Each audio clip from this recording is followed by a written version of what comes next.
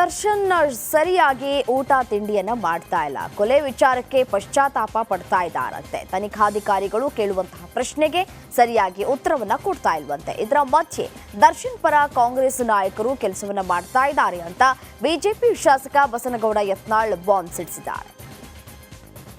ನೋಡ್ರಿ, ದರ್ಶನ ಪ್ರಕರಣ ಏನು ಇದು ಹೊಸದಲ್ಲ. ಮೊದಲೇ ನಡೆದು ಅದೇನಾಗ್ತಾರಲ್ರಿ, ಆ ವ್ಯಕ್ತಿನೇ ಹಂಗೆ ಅದ. ಅದೆಲ್ಲ ಇತಿಹಾಸ ನೀನು ಅನೇಕ ಮಾಧ್ಯಮಗಳು ತೋರಿಸಿದ್ರಲ್ಲ. ಇದು ಯಾವುದೇ ಮುಲಾಜಿಲ್ಲಾರ್ದೆ ತನಿಖೆ ಮಾಡಬೇಕು. ಕೆಲವೊಂದು ಮಂತ್ರಿಗಳ ಜೋಡ ಭಾಳ ಕ್ಲೋಸ್ ಅದ.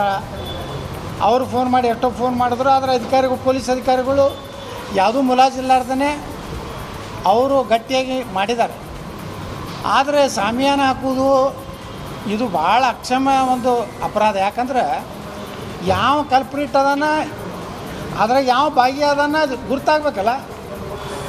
ಇವರು ಅವನು ಮುಚ್ಚಿ ಒಳಗೆ ಕುಂಡ್ರಿಸ್ಕೊಂಡು ಅವನ ಕಡೆಯಿಂದ ಸಾಕ್ಷಿ ತಗೋದು, ಅವನ ಕಡೆಯಿಂದ ಹೇಳಿಕೆ ತಗೋದು ಮತ್ತು ಅದನ್ನು ಮುಚ್ಚಿ ಹಾಕುವಂಥ ಪ್ರಯತ್ನ ಏನಾದರೂ ಸರ್ಕಾರ ಮಾಡಿದ್ರೆ ಇದು ಭಾಳ ದೊಡ್ಡ ಗಂಭೀರವಾದಂಥ.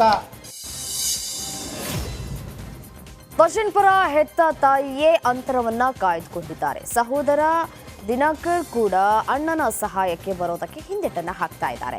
ದರ್ಶನ್ ಕೊಲೆ ಕೇಸ್ನಲ್ಲಿ ಜೈಲು ಸೇರಿ ವಾರವಾದರೂ ನಟನನ್ನ ಕಾಣುವುದಕ್ಕೆ ಯಾರೂ ಮುಂದೆ ಬರ್ತಾ ಇರುವಂತೆ.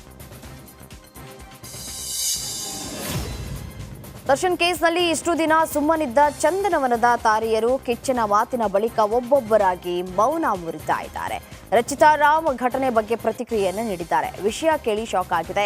ರೇಣುಕಾಸ್ವಾಮಿ ಅವರ ಆತ್ಮಕ್ಕೆ ಶಾಂತಿ ಸಿಗಲಿ ಅಂತಂದ್ರು.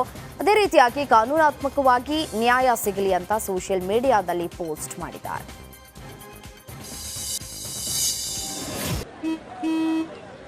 ನಡಿ, ಈಗ ಶುರು ಮಾಡೋಣ.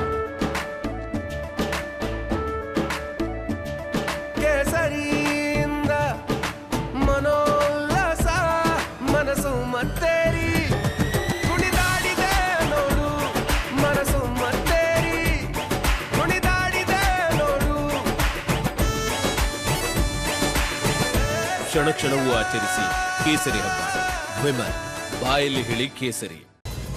ದೇಶದಾದ್ಯಂತ ಸದ್ದು ಮಾಡಿದಂತಹ ಪ್ರಜ್ವಲ್ ರೇವಣ್ಣ ಪ್ರಕರಣ ಮತ್ತೆ ಸುದ್ದಿಯಲ್ಲಿದೆ. ಪ್ರಜ್ವಲ್ನನ್ನ ಅಧಿಕಾರಿಗಳು ನ್ಯಾಯಾಲಯದ ಮುಂದೆ ಹಾಜರುಪಡಿಸಿದ್ದಾರೆ.